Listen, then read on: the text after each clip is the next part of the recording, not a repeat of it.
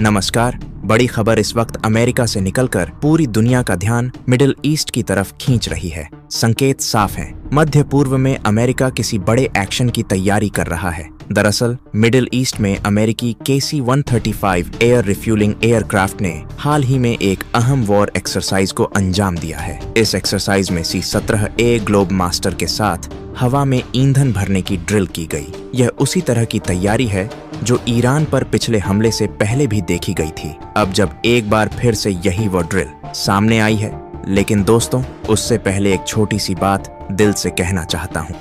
आप लोग रात भर ऐसे वीडियो देखते रहते हैं जिनका देश के लिए, समाज के लिए कोई मतलब नहीं होता, लेकिन जब हम अपने देश भारत की आन बान और शान की बात करते हैं, जब हम अपने तिरंगे की गरिमा की बात करते हैं, जब हम दुनिया के सामने भारत की ताकत का झंडा गाड़ने की बात करते हैं, तो आप में से बहुत से लोग ऐसे हैं जो न लाइक करते हैं, न सब्सक्राइब करते हैं और न ही कमेंट में भारत माता की जय लिखते हैं।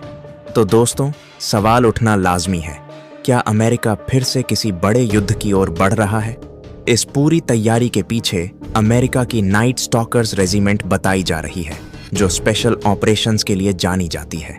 अब तस्वीर और साफ होती है जब यूएस स्पेशल ऑपरेशंस रेजिमेंट को मिडिल ईस्ट की तरफ मूव करते देखा गया। यूएस एयरफोर्स का KC-135 स्ट्रैटो टैंकर फारसी खाड़ी के ऊपर उड़ता हुआ नजर आया। यह टैंकर कतर के अल उदीद एयरबेस से उड़ान भरता है। यही एयरबेस अमेरिका के सेंट्रल कमांड का सबसे अहम सेंटर माना जाता है। कतर में अमेरिकी गतिविधियां अचानक तेज हो गई हैं। सैनिकों की आवाजाही बढ़ा दी गई है। मिडिल ईस्ट में अमेरिकी सैनिकों की मौजूदगी अब पहले से कहीं ज्यादा मजबूत दिखाई दे रही है।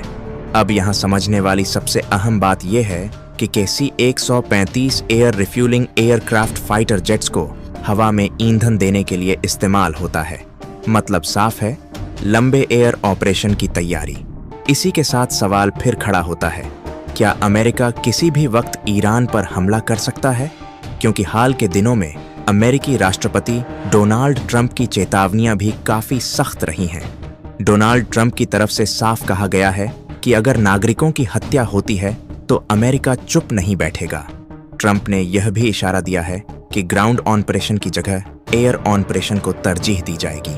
मतलब जमीन पर सेना उतारने की बजाय हवा से सटीक और घातक हमले, सबसे संवेदनशील ठिकानों को पूरी तरह तबाह करने की तैयारी। इतना ही नहीं, अमेरिका और इजराइल मिलकर गुप्त सैन्य ऑपरेशन चलाने की भी तैयारी कर रहे हैं। ड्रोन के जरिए बुनियादी ढांचों पर नजर और साथ ही बड़े साइबर अटैक की योजना भी बनाई जा रही है। यानी हमला सिर्फ हथियारों से नहीं, तकनीक से भी होगा। अब उधर ईरान के अंदर हालात लगातार बिगड़ते जा रहे हैं। ईरान की राजधानी तेहरान में खामनेई के खिलाफ जमकर नारेबाजी हो रही है। खामनेई मुर्दाबाद, खामनेई को जाना होगा, यह आखिरी जंग है। ऐसे नारे अलग अलग शहरों से सामने आ रहे हैं। तेहरान के अलावा इस्फहान, मशहद और कौम जैसे शहरों में भी विरोध प्रदर्शन तेज हो चुका है। सड़कों पर आगजनी, सरकारी इमारतों को नुकसान, रात भर हिंसा की तस्वीरें।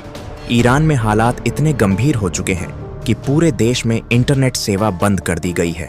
लोगों का गुस्सा लगातार बढ़ता जा रहा है। प्रदर्शनकारी सड़कों पर उतर आए हैं। बैरिकेड्स लगाकर रोड ब्लॉक किए जा रहे हैं। शहर जल रहे हैं और हालात काबू से बाहर होते नजर आ रहे हैं। एक और बड़ी बात यह है कि इन प्रदर्शनों में रजा पहलवी के समर्थन में भी नारे लगाए जा रहे हैं। वही रजा पहलवी जिन्होंने हाल ही में डोनाल्ड ट्रंप की तारीफ की थी और अशांति के बीच अंतर्राष्ट्रीय हस्तक्षेप की मांग की थी। अब अमेरिकी राष्ट्रपति ट्रंप की एक और सख्त चेतावनी सामने आई है। उन्होंने कहा है कि अगर IRGC के जवान प्रदर्शनकारियों पर गोली चलाते हैं तो इसका अंजाम बहुत बुरा होगा। यानी अमेरिका पूरी नजर बनाए हुए है। ईरान की सड़कों पर 28 दिसंबर से लगातार विरोध प्रदर्शन जारी है। यह प्रदर्शन अब 14वें दिन में प्रवेश कर चुका है। मौशी जैसे इलाकों से भी प्रोटेस्ट के वीडियो सामने आए हैं। सड़कें जाम हैं, हजारों लोग सड़कों पर हैं। अब बड़ा सवाल यही है, क्या यह सब ईरान में गृह युद्ध की ओर इशारा कर रहा है? और क्या अमेरिका इस हालात का फायदा उठाकर कोई बड़ा सैन्य कदम उठाने वाला है? मिडिल ईस्ट एक बार फिर बारूद के ढेर पर खड़ा है। आने वाले दिन दुनिया के लिए बेहद निर्णायक हो सकते हैं।